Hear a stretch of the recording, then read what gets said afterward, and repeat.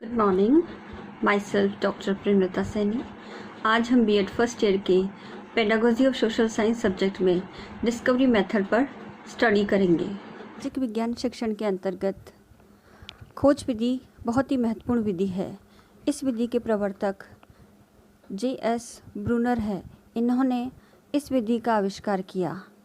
यह विधि निर्मितवादी उपागम या निर्माणवादी सिद्धांतों पर आधारित है। निर्माणवादी ये कहता है कि बालक स्वयं ज्ञान का सृजन करते हैं। वह अपने अनुभवों के आधार पर ज्ञान को खुद निर्मित करते हैं, खुद अपनी समझ को विकसित करते हैं। अध्यापक का कार्य केवल इसमें वातावरण प्रदान करना है जिसमें बालक रहकर अपने ज्ञान का निर्माण कर सके। इस प्रकार ये सामाजिक विज्ञान विषय में बहुत ही उपयोगी मेथड है, जो विशेष करके हिस्ट्री और ज्योग्राफी के लिए ज़्यादा इम्पॉर्टेंट है। इसमें शिक्षक की एक भूमिका मात्र मार्गदर्शक की होती है।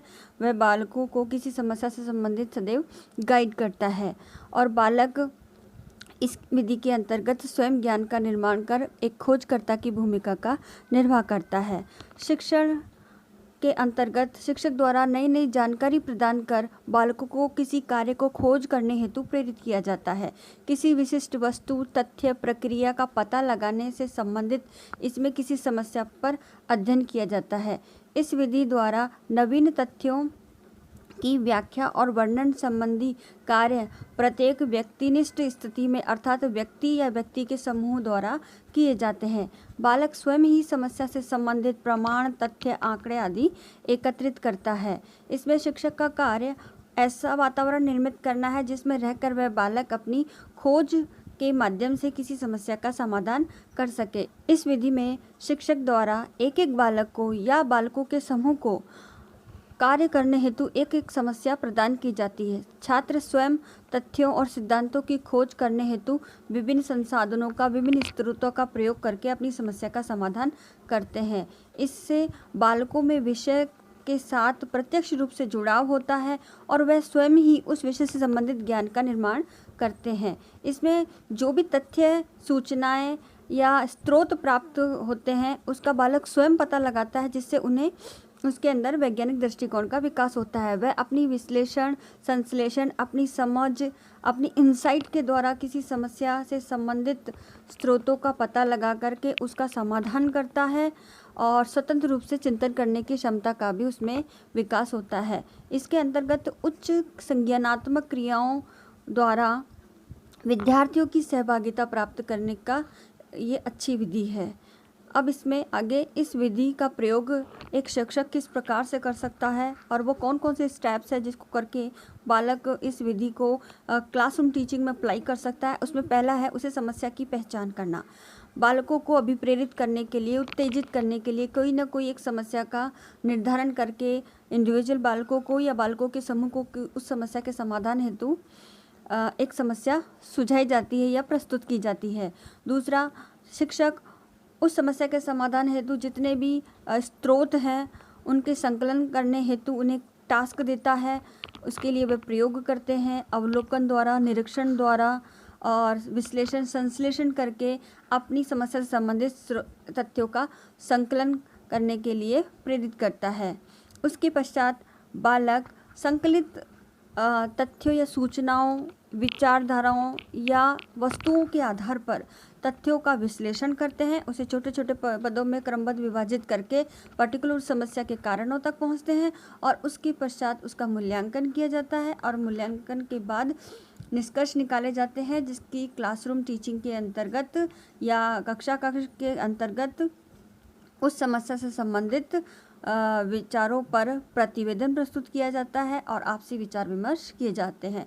इस प्रकार खोज विधि में शिक्षक अपनी महत्वपूर्ण भूमिका भी निभाता है और बालकों के लिए एक मार्गदर्शक, परामर्श कार्य भी करता है। खोज विधि की विशेषताएं, गुण या लाभ इस प्रकार है। इसमें कक्षा की जो पारंपरिक संस्कृति है या जो परिपाटी चली आ रही है निरंतर, एक व्याख्यान विधि के द्वारा शिक्षण कराए जाना या कोई अन्य विधि, प्रश्नोत्तर विधि, इस प्रकार से, तो इस परिपाटी में परिवर्तन होता है और कक्षा के वातावरण में परिवर्तन होता है। बालक सीखने के लिए उत्साहित होते हैं। उनमें किसी वस्तुओं का क्रमबद्ध रूप से संकलन करने, विश्लेषण करने, संश्लेषण करने और निष्कर्ष निकालने संबंधी वैज्ञानिक गुणों का विकास होता है। यह मनोवैज्ञानिक विधि है क्योंकि इसमें बालक करके सीखने जैसे मनोवैज्ञानिक सिद्धांतों का अनुसरण करके अपनी समस्या का समाधान करता है। इसमें बालकों में सृजनात्मक रचनात्मक चिंतन का विकास होता है क्योंकि बालक स्वयं उस समस्या का समाधान सोचने के लिए अपने विवेकपूर्ण चिंतन मनन द्वारा उस समस्या का समाधान करते हैं।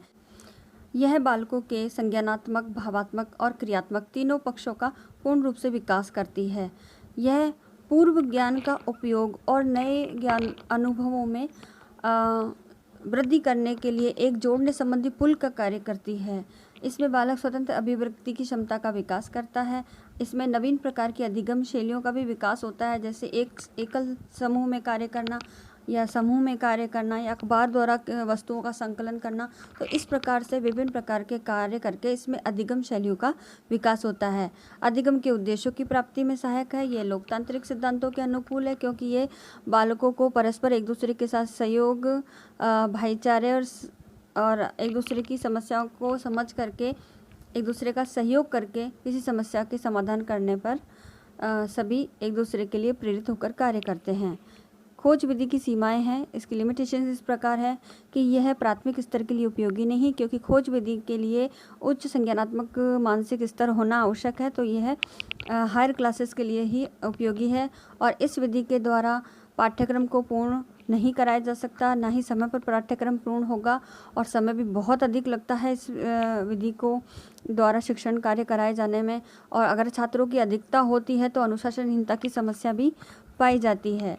और इसके अंतर्गत जितने भी सामग्री या स्रोत हैं उनका संकलन करना एक जटिल और समस्यात्मक कार्य है, क्योंकि कभी कभी संबंधित सूचनाएं और तथ्यों को प्राप्त करने के लिए महत्वपूर्ण अधिकारियों से भी संपर्क करना पड़ता है, तो वो प्रॉपर समय न दे पाने के कारण समस्या या विषय से संबंधित सूचनाएं हमें समय पर प्राप्त नहीं हो पाती। इसमें शिक्षक की भूमिका लगभग एक परामर्शक और मार्गदर्शक की ही होती है, तो एक प्रकार से गौण भूमिका पाई जाती है। बालकों में अनुशासनहीनता की समस्या रहती है और यह एक प्रोजेक्ट कार्य के मुआफिक ही होता है। इससे बालकों में लिखित अभिव्यक्ति के अवसर ज़्यादा प्राप्त नहीं होते, और साथ ही इस विधि को अप्लाई करने के लिए योग्य और दक्ष शिक्षक का होना आवश्यक है, जो वर्तमान समय में नहीं होते, और अगर होते भी हैं तो इस विधि के द्वारा शिक्षण कार्य कराने में रुचि भी नहीं लेते हैं। अब इस खोज विधि को क्लासरूम टीचिंग के दौरान प्रयोग में लाने हेतु कुछ महत्वपूर्ण बातों का शिक्षक को ध्यान रखना चाहिए। वो इस प्रकार है कि इसमें शिक्षक पूर्व में ही खोज विधि से संबंधित समस्या, इसके योजना, इसके क्रियान्वयन के सभी पक्षों, साथ ही इसके अंदर प्रयुक्त होने वाली सामग्री की पहले ही रूपरेखा बना करके तैयार रख ले, और इसके लिए बालकों को मानसिक रूप से भी तैयार करे। साथ ही इस विधि में यह भी ध्यान रखना आवश्यक है कि बालकों को जो समस्या दी गई है वह उस समस्या के समाधान को प्रॉपर वे पर कर रहे हैं या नहीं, यह भी शिक्षक ध्यान रखे। साथ ही प्रस्तावना के तुरंत बाद ही क्लासरूम में जैसे ही एंट्री होती है और प्रस्तावना होती है, उसके तुरंत बाद ही बालकों में समस्या को वितरित कर दे, ताकि बालकों में अनुशासनहीनता की समस्या ना हो और बालक सक्रिय रहकर उस समस्या के लिए कार्य करने हेतु प्रेरित रह सके। इसमें खोज हेतु परस्पर संवाद द्वारा प्रेरणा और मार्गदर्शन शिक्षक प्रदान करे। बीच बीच में कुछ ऐसे विचारोत्तेजक प्रश्न भी करे ताकि बालक उस पर चिंतन और मनन करने के लिए प्रेरित हो सके। अंत में खोज विधि के अंतर्गत शिक्षक द्वारा जितने भी बच्चों द्वारा किए गए समस्या पर कार्य है उसका निष्कर्ष निकालकर प्रतिवेदन तैयार किया जाता है और उस प्रतिवेदन को क्लासरूम के अंदर प्रस्तुत किया जाता है। अब इसमें लास्ट है कि शिक्षक की भूमिका इस खोज विधि के अंतर्गत किन किन संदर्भ में हो सकती है। पहली है मार्गदर्शक के रूप में, वह बालकों को प्रॉपर गाइड करें।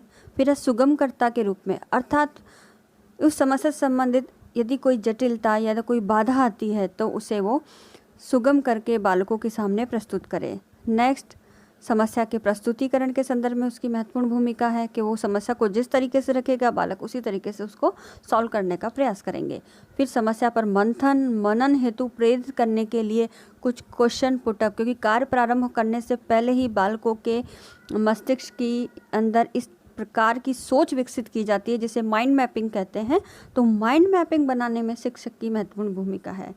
और कार्य की रूपरेखा, कार्य की योजना, कार्य का क्रियान्वयन किस प्रकार से किया जाएगा, आंकड़ों का एकत्रीकरण किस प्रकार से होगा, किस प्रकार से संश्लेषण, विश्लेषण और निष्कर्ष की प्रक्रिया तक बालक अपनी समस्या को लेकर पहुंचेंगे, इस सभी के मार्गदर्शन शिक्षक की एक महत्वपूर्ण भूमिका है।